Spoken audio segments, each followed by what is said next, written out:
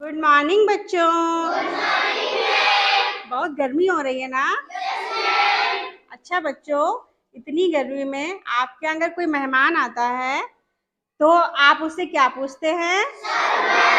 शरबत। चाय तो नहीं पूछते ना? तो सब बच्चे शरबत बना लेते हैं? कौन कौन बना लेते हैं? हाथ खड़ा करें। आप बताओ बेटा, कैसे बनाती हैं? चीनी नींबू को पानी में घोल लेते हैं और ठंडा ठंडा पानी। Very good. चीनी और पानी को किस में घोलते हैं? नींबू, चीनी और पानी को घोल लेते हैं, ठीक है। और क्या बनता है हमारा? शरबत बनता है बच्चों। तो बच्चों, नींबू और चीनी को क्या किया, किसमें घोला? पानी में। तो बच्चों, इसमें जो घोलना वर्ड है या मिलाना, मिलाते हैं, इसको विज्ञान की भाषा में बोलते हैं मिश्रण, ठीक है। ये जैसे हम लोगों ने शरबत बनाया तो इसमें किसका मिश्रण था? चीनी का और नींबू का और पानी का। तो ये हमारा बना शरबत। और बच्चों, ये जो शरबत होता है या जो मिश्रण होता है, तो इसमें क्या होता है बच्चों, जितनी भी चीजें पड़ी होती हैं ना, उसके अपने गुण होते हैं। कैसे कि बच्चों, अगर आपने शरबत बनाया है तो शरबत में क्या होता है? चीनी का स्वाद होता है, मीठापन, नींबू का खट्टापन, और बर्फ डालते हैं उसका ठंडापन भी होता है ना।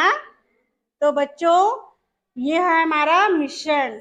और बच्चों, आपके डेली लाइफ में और भी मिश्रण के उदाहरण होते हैं। जैसे पराठा खाया आपने? कैसे बनता है, कौन बताएगा? बता बेटा। आटा, पानी और तेल को मिलाकर क्या बनता है बच्चों? पराठा। तो ये आटा, पानी और तेल का मिश्रण ही तो है। इसके बाद बच्चों आता है हमारा शुद्ध पदार्थ। अच्छा बच्चों, जो शुद्ध पदार्थ होता है उसमें क्या होता है बच्चों? जो पदार्थ होता है एक ही प्रकार के पदार्थ से मिलकर बना होता है और इसके कण भी क्या होते हैं? समान होते हैं। जैसे बच्चों, ये क्या है? बॉक्स है, लोहे से बना है। और बच्चों, जो लोहा होता है वो अपने में शुद्ध पदार्थ होता है ना। लोहे में कुछ और तो नहीं मिला होता है ना।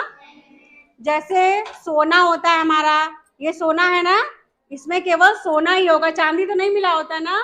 तो सोना भी हमारा शुद्ध पदार्थ है। ऐसे ही चांदी भी होता है ना। जैसे ये बच्चों क्या है? नमक। नमक भी हमारा शुद्ध पदार्थ है, क्योंकि नमक में नमक ही है, कुछ और नहीं है ना। इसके बाद है चीनी। चीनी भी क्या है? शुद्ध पदार्थ है। और चीनी के कण भी क्या हैं? समान है कि नहीं, एक जैसे। इसके बाद जो बच्चों, ये हमारा शुद्ध पदार्थ होता है, वो इसको दो भागों में बांटते हैं। एक होता है हमारा तत्व, दूसरा होता है यौगिक। जो बच्चों तत्व होते हैं, जो तत्व के अणु होते हैं, अणु किससे मिलकर बने होते हैं? परमाणु से, बताया था ना। तो जो बच्चों तत्व के अणु होते हैं वो एक ही प्रकार के परमाणु से मिलकर बनते हैं, ठीक है। जैसे हमने अभी आपको बताया, लोहा, तांबा, सोना, चांदी, ठीक है। दूसरा होता है यौगिक। अब यौगिक में क्या होते हैं? जो यौगिक के अणु होते हैं उनके जो परमाणु होते हैं वो अलग अलग होते हैं, अलग अलग परमाणु से मिलकर बनते हैं, उनको बोलते हैं यौगिक। अब बच्चों देखिए, जैसे ये H2O क्या है? जल है ना, जल का सूत्र। तो इसमें क्या होता है? एक ऑक्सीजन होता है, दो हाइड्रोजन होते हैं। अब देखो परमाणु अलग अलग हो गए कि नहीं हो गए? तो ये हमारा क्या है? यौगिक, ठीक है। इसके बाद बच्चों, जो हमने आपको मिश्रण बताया था, मिश्रण समझ में आया बच्चों क्या होता है? तो मिश्रण भी होता है, वो हमारा कितने प्रकार का होता है? दो प्रकार का, एक समांगी होता है, एक विषमांगी। तो बच्चों, जो समांगी मिश्रण होता है, जैसे ये हमारा क्या है? पानी है, इसमें ये क्या लिया? नमक। नमक को हम पानी में घोल लेंगे। अब बच्चों, क्या आप नमक और पानी को देख सकते हैं अलग अलग? मिल गया ना। तो बच्चों, समांगी मिश्रण यही होता है जिसमें इसमें जो मिले हुए अवयव होते हैं उनको अलग अलग हम लोग नहीं देख सकते, इसको बोलते हैं समांगी मिश्रण। उसके बाद बच्चों, विषमांगी। विषमांगी क्या होता है? जैसे ये इसमें क्या है? गेहूं है और क्या है? तो बच्चों, इनमें गेहूं और चावल के जो दाने हैं इनको अलग अलग देख सकते हैं हम लोग। देख सकते हैं ना। तो ये हो गया विषमांगी, यानी जो इसमें चीजें मिली होती हैं इनको हम लोग अलग अलग देख सकते हैं, वो हो गया विषमांगी। ठीक है बच्चों। अच्छा बच्चों, अब ये देखिए कि ये क्या है, चावल है। चावल में क्या मिला हुआ है, कंकड़। तो बच्चों अगर हमें चावल बनाना है तो आप क्या करेंगे, क्या करना पड़ेगा आपको, कंकड़ को अलग करना पड़ेगा। तो बच्चों जब कंकड़ को हम लोग अलग करेंगे तभी तो हमें चावल सही से मिलेंगे बनाने के लिए। तो बच्चों विज्ञान की भाषा में किसी चीज को प्राप्त, शुद्ध चीज को प्राप्त करने के लिए जब उसमें से अशुद्धियां को अलग करते हैं या हानिकारक चीजों को अलग करते हैं तो अलग करने को क्या बोलते हैं, पृथक्करण, है ना। तो हमारा टॉपिक भी आज का क्या था, पदार्थों का पृथक्करण। अब हम अपने टॉपिक पे आए। तो जैसा बच्चों हमने आपको बताया कि हमें किसी भी चीज का, किसी भी जो हमें चाहिए उसका शुद्ध रूप प्राप्त करने के लिए क्या करना पड़ता है, पृथक्करण की आवश्यकता होती है। और पृथक्करण से क्या होता है, अशुद्धियां दूर होती हैं, हानिकारक चीजें दूर हो जाती है ना। जैसे हानिकारक चीजें क्या होता है, चावल में ज्यादा दिन के चावल हो जाते तो क्या उसमें हो जाता है, सूढ़ी घुन हो जाते हैं ना। तो ये हानिकारक चीजें हैं कि नहीं है।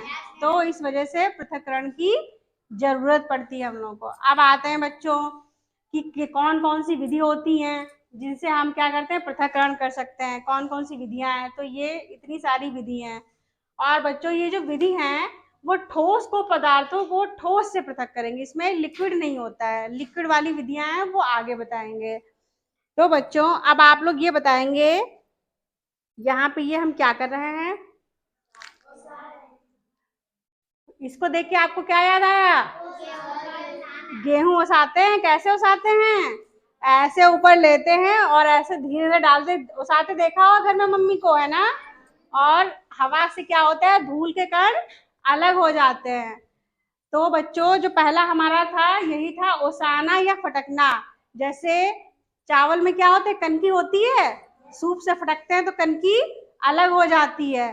तो बच्चों इस विधि में क्या होता है कि जो हल्के कण होते हैं वो भारी कणों से अलग हो जाते हैं और इस तरीके से अशुद्धियां दूर हो जाती हैं।